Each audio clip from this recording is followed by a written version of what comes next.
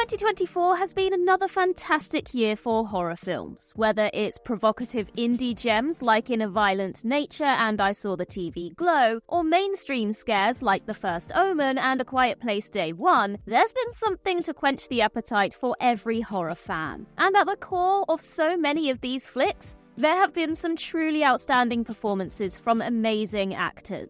While horror performances often tend to come second to the amount of blood on screen, 2024 has shown how crucial a role actors have in the genre. So with that in mind, I'm Ellie for What Culture, and here are the 10 best horror movie performances of 2024 so far. Number 10, Halle Berry, Never Let Go. From genre mastermind Alexander Aja, psychological horror Never Let Go centers on a mother and her two sons living alone in a secluded woodland cabin. Believing that there's an invisible evil presence lurking outside, they must stay connected to their house with ropes to protect themselves from being infected by the presence. However, when one of the boys' ropes breaks, the children begin to question what their mother has been telling them, and when the family's situation begins to worsen and the mother's behavior grows more erratic, the boys find themselves in an increasingly dangerous situation. A large part of Never Let Go's tension comes in not knowing how much of what the youngsters are told is true, with audiences being kept guessing throughout. Of course, at the heart of it all is Halle Berry's powerhouse performance as the children's mother. Known only as Mama, the Oscar-winning actor is a force to be reckoned with, perfectly striking the balance between a maternal figure caring for her children and someone struggling with mental illness. Although Never Let Go doesn't quite stick the landing, Berry is reason enough to watch this taut thriller. Number 9, Aisling Franciosi, Stop Motion. After impressing audiences and critics on the festival circuit in 2023, Stop Motion got its theatrical release in February 2024, before eventually landing on Shudder in May. The first feature-length film from stop-motion animator Robert Morgan, this gleefully grotesque blend of animation and body horror follows animator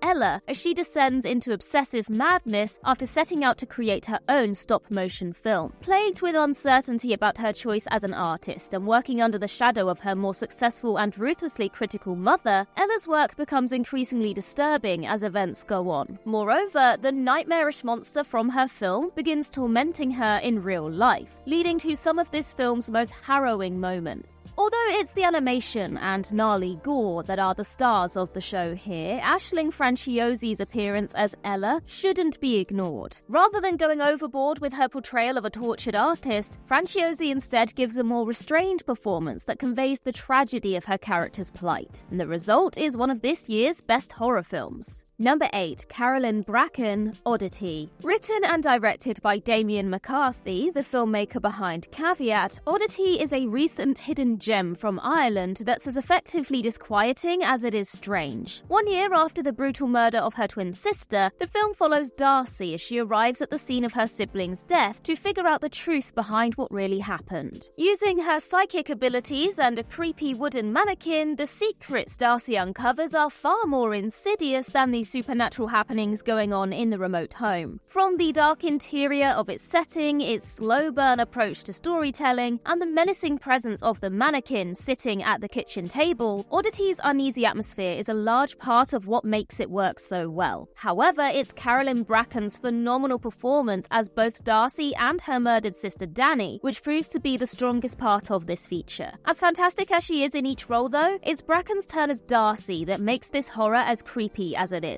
By walking the line between eccentric and sinister, viewers are kept on edge, never knowing how much they can trust Darcy. Number 7, James McAvoy, Speak No Evil. The remake of the 2022 Danish thriller of the same name, Speak No Evil sees the Dalton family meet and befriend a British couple and their son while on holiday in Italy. After returning home, the Daltons are invited to stay at the other couple's remote farmhouse. While initially seen as a strange request from people they barely know, the Daltons decide to accept, believing that the visit could be good for them. Tensions quickly grow between the families when the host starts to display strange and and inappropriate behavior, which only becomes more aggressive as the stay goes on. Although the Daltons initially try to tolerate the couple's unsavory actions to be polite, they soon find themselves fighting for their lives upon discovering the real reason their hosts invited them to their home. Like the original film, most of the horror is rooted within the taut social anxieties, as the Daltons avoid offending the homeowners. However, it's James McAvoy's ferocious stint as Paddy that reinforces the terror, with the actor relishing every scene in a frighteningly physical performance that makes him a constantly intimidating presence.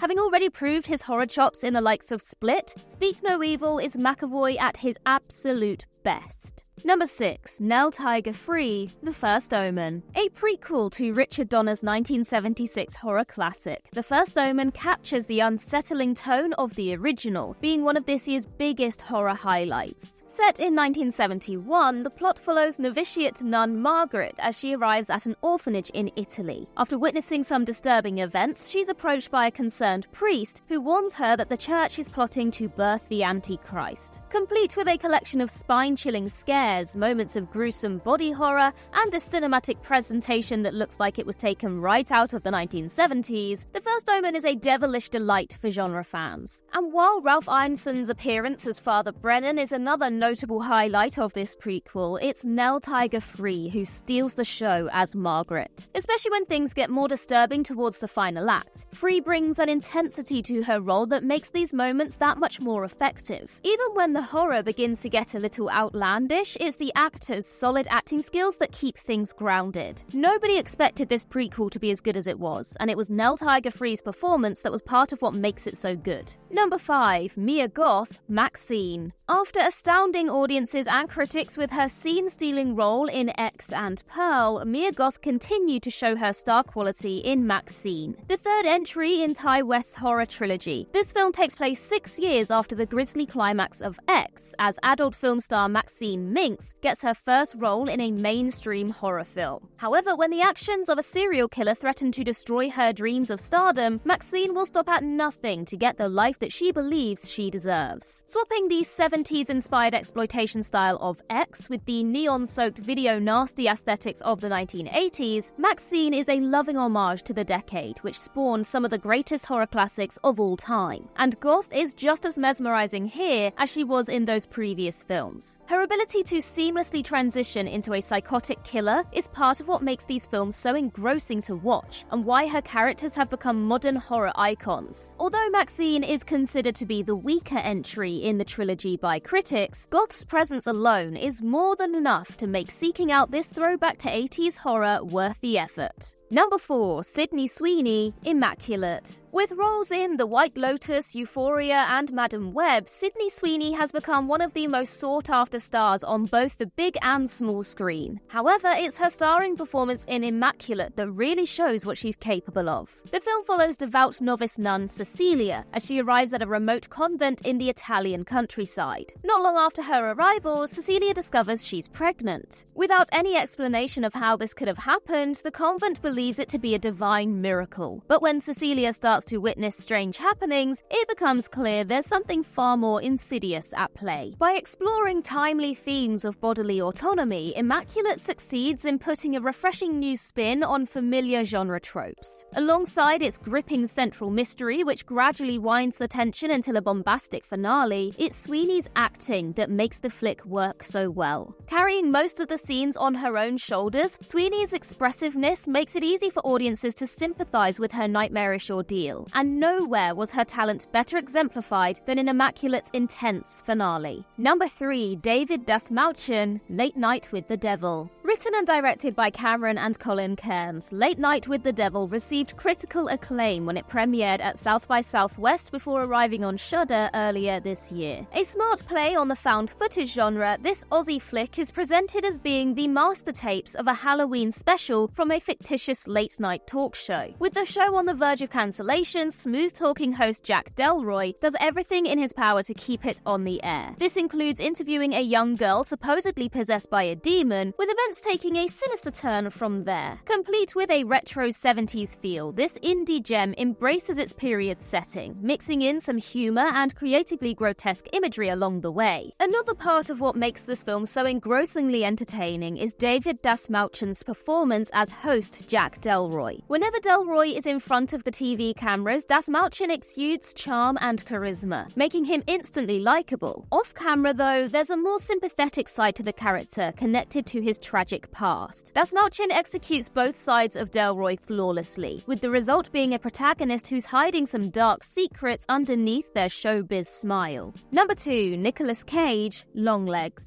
Although Nicolas Cage has played many dramatic roles, the actor is also known for giving some of the most brilliantly over-the-top performances, especially within the horror genre. And one of Cage's latest is profoundly creepy serial killer Longlegs in Osgood Perkins' film of the same name. The plot follows fresh-faced FBI agent Lee Harker, investigating a series of grisly and mysterious murders. She believes the killer is the same strange man who visited her when she was a child, with events only becoming more sinister as she uncovers the truth about what's going on. Cage is a tour de force of terror here. Even before audiences get a glimpse of his face, his peculiar way of speaking and mannerisms cement him as an unsettling presence. As with his other memorable roles, Cage likewise doesn't hold anything back whenever he's on screen, fully embracing the killer's twisted personality and relishing every moment. Only Nick Cage could make a rendition of Happy Birthday genuinely scary, with the result making the character one of the most unsettling horror villains of recent years.